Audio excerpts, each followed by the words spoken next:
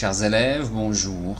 La leçon d'aujourd'hui sera consacrée au niveau de langue. L'objectif, c'est de vous permettre de reconnaître et d'employer les différents niveaux de langue dans les différentes formes de communication orale et écrite. Les phrases que nous allons étudier sont tirées d'Antigone. Chers élèves, commençons par la première étape de la leçon, à savoir l'observation et le repérage. La première phrase. Ils me la laisseront sur les bras. La deuxième phrase, tu n'étais pourtant pas comme les autres, toi t'attifais toujours devant la glace. La troisième phrase, ah c'est du joli. Quatrième phrase, eh bien, tu étais comme ta sœur. La cinquième phrase, un voyou, un peut-être. La sixième phrase, d'où viens-tu, mauvaise? Chers élèves, remarquez que dans chaque phrase, il y a un segment souligné. Donc l'analyse grammaticale portera sur ces expressions soulignées pour savoir si elles appartiennent au niveau familier ou bien au niveau courant ou bien au niveau soutenu. Pour cela, passons à la deuxième étape de la leçon, à savoir la conceptualisation. Donc la première consigne, lis les phrases ci-dessus et remplis le tableau ci-après. La première phrase, ils me la laisseront sur les bras. Donc qui parle?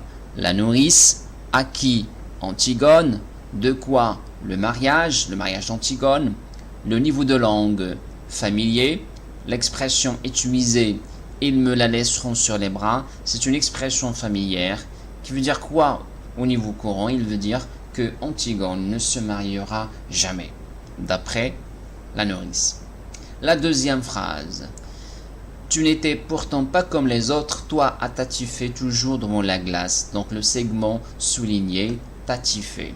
Donc qui parle? La nourrice, à qui? Antigone, de quoi? Sa négligence, ça veut dire qu'Antigone ne prend pas soin d'elle.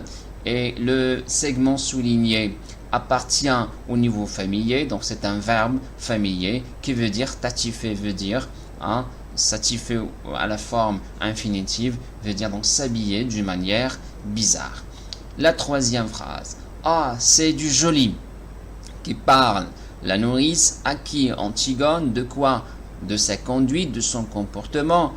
Et cette phrase appartient au niveau familier. Qu'est-ce qu'on a employé? On a employé l'interjection a et cette interjection permet d'accentuer, de renforcer l'expression d'un sentiment. Cette interjection peut être remplacée par l'adverbe vraiment. C'est vraiment du joli au niveau courant. La quatrième phrase. Eh bien, tu étais comme ta sœur. Donc il parle la nourrice, à qui? Antigone, de quoi? De sa conduite, de son comportement. Cette phrase appartient au niveau familier. Qu'est-ce qu'on a employé? On a employé une interjection, eh bien, et cette interjection exprime donc le regret et il peut être remplacé au niveau courant par malheureusement. Passons à la cinquième phrase. Un voyou, peut-être. Donc cinquième phrase, qui parle la nourrice, à qui? Antigone, de qui? De son amoureux, et cette phrase appartient au niveau familier. Donc qu'est-ce qu'on a employé? Un nom familier, c'est-à-dire voyou, qui veut dire un dévergondé, donc une personne mal éduquée, plus l'interjection un, et cette interjection permet de demander, de solliciter une explication. Au niveau courant, on peut dire un dévergondé, n'est-ce pas? Passons à la sixième phrase. D'où viens-tu, mauvaise? Qui parle la nourrice, à qui? Antigone, de quoi? De sa sortie matinale. Cette phrase appartient au niveau courant et remarquez l'inversion du sujet. D'où viens-tu, mauvaise? Chers élèves, passons donc aux caractéristiques des trois niveaux de langue. Donc le registre courant. Donc, chers élèves, on dit niveau de langue ou bien registre de langue.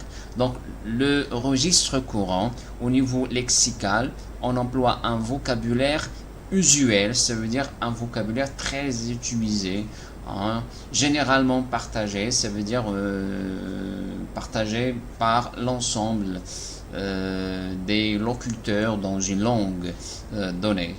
Ça veut dire il n'est pas donc nécessaire d'utiliser un dictionnaire pour savoir le sens de ce mot. Donc c'est un mot très courant, très utilisé. Au niveau verbal, on emploie au niveau courant, donc les temps simples de l'indicatif, le présent, passé composé, le futur, mais on peut aussi employer au niveau courant le subjonctif présent. Donc la construction de la phrase, donc phrase simple, donc une phrase simple, c'est une phrase où il y a un seul verbe conjugué. On peut aussi donc utiliser des phrases complexes, mais de longueur réduite, non pas des phrases complexes très longues.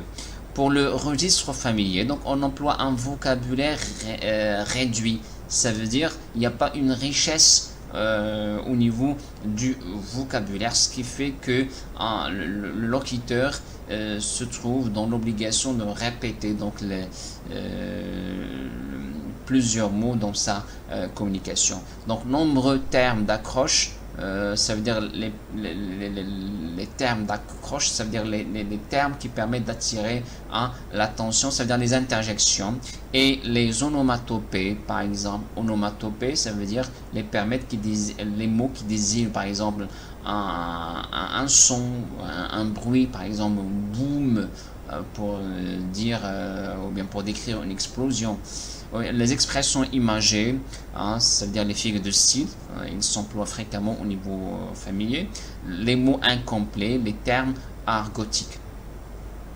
Au niveau verbal, on emploie les temps restreints de l'indicatif, ça veut dire on emploie les temps simples de l'indicatif, donc le présent, le passé composé et le futur. Donc, au niveau de la construction de la phrase, dans le niveau familier, nombreuses entorses à la syntaxe, ça veut dire on trouve des incorrections, le non-respect de la grammaire, par exemple la suppression de nœud dans la négation, donc au lieu de dire je ne veux pas, on dit je veux pas, donc on omet d'utiliser donc le nœud dans la phrase négative. Donc le registre soutenu ou bien recherché, donc un vocabulaire précis, donc on désigne chaque chose par son nom précis. Nombreuses références à la culture, donc des expressions et des mots qui montrent donc le niveau culturel de la personne qui parle, des mots composés, le refus du franc anglais, ça veut dire les termes empruntés à la langue anglaise. Donc au niveau verbal, on emploie tous les temps, tous les modes, donc l'indicatif, le subjonctif, la nécessité et l'obligation de respecter la concordance des temps. Donc au niveau soutenu, on emploie des phrases complexes, souvent longues, des constructions complexes et recherchées, et beaucoup de subordonnées. Bien, chers élèves, passons à la troisième étape de la leçon, à savoir l'appropriation, donc les exercices. Premier exercice, classe les mots suivants dans le tableau. Vous avez une suite, plusieurs suites de 3 mots. Chaque mot de chaque suite appartient à un niveau de langue différent. La première suite, donc pote, ami, copain. Cette suite, les 3 mots composant cette suite ont le même sens. Seulement, pote appartient à un niveau différent et la même chose pour ami et copain. Donc pote, c'est le niveau familier. Copain, courant, donc ami, niveau courant, et on peut l'utiliser aussi au niveau soutenu. Donc bouffer, familier, qui veut dire manger, se sustenter, c'est le niveau soutenu, qui veut dire manger au niveau soutenu, et manger le niveau courant. Automobile, donc remarquez que c'est un mot composé, donc c'est le niveau soutenu. Bagnole, niveau familier, et voiture, niveau courant. Demeure, qui veut dire maison, c'est le niveau soutenu. Baraque, niveau familier. Et maison, niveau courant. Flic, qui veut dire policier, c'est le niveau familier. Représentant de l'ordre, c'est le niveau soutenu. Et policier, le niveau courant.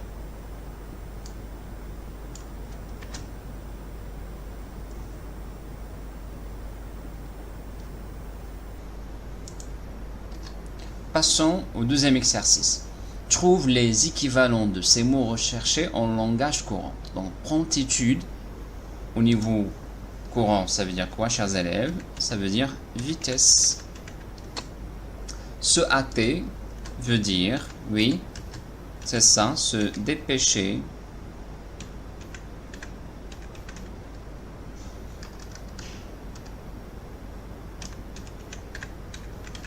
Se dépêcher. Succulent veut dire quoi, chers élèves? Délicieux. Bévu, oui, c'est ça, erreur. Hideux, ça veut dire quoi? Ça veut dire horrible, si vous voulez.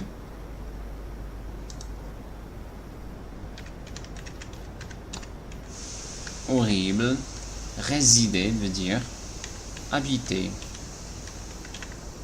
Donc, promptitude, la vitesse. Se hâter, se dépêcher. Succulent, délicieux. Bévu, erreur, faute.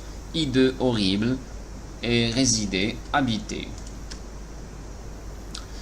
Troisième exercice. Trouve les équivalents de ces mots familiers en langage courant. Donc, mec, hein, au niveau courant, qu'est-ce qu'on dit? Oui, c'est ça. Donc, homme. Fringue, au niveau courant, qu'est-ce qu'on dit? Oui, c'est ça. Vêtements. Godasse veut dire quoi? Très bien. Chaussures. Se grouiller. Oui, c'est ça. Se dépêcher.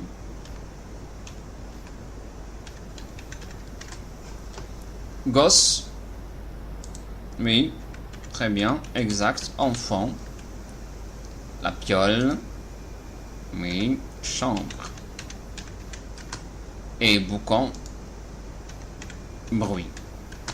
Donc, mec, au niveau familier, au niveau courant.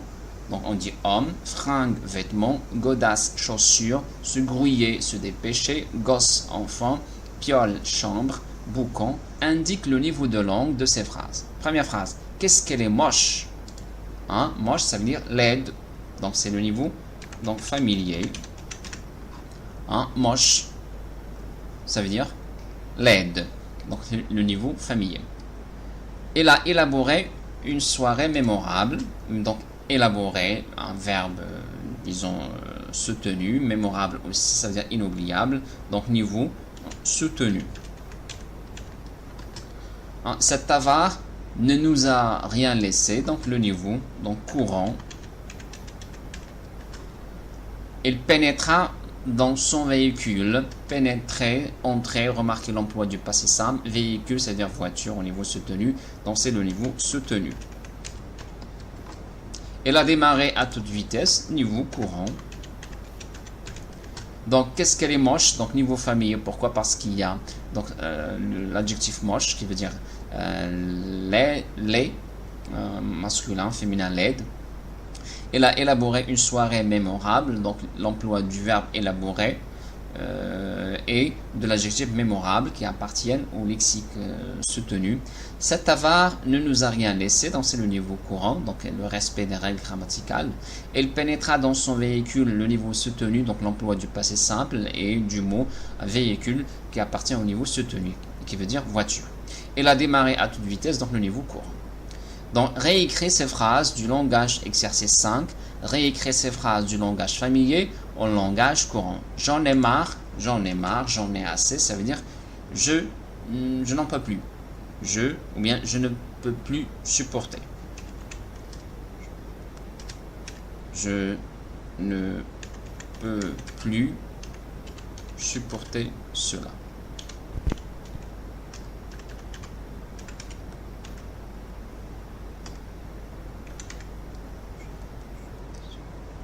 Donc, je ne peux plus supporter. Deuxième phrase, je n'ai jamais de veine au jeu. La veine, la chance. Donc je n'ai jamais, ou bien je manque de, tout simplement, je manque de chance au jeu.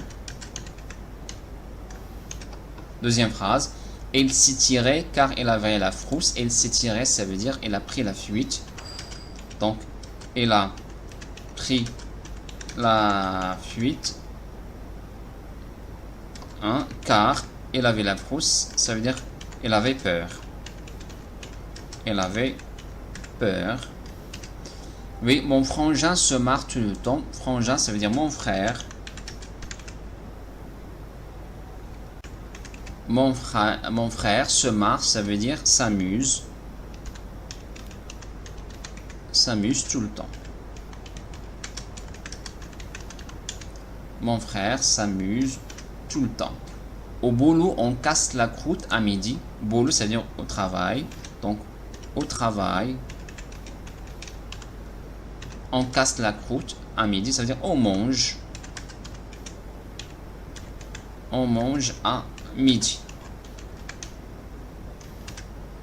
Sa copine est vachement sympa. Donc, sa copine ou bien son ami.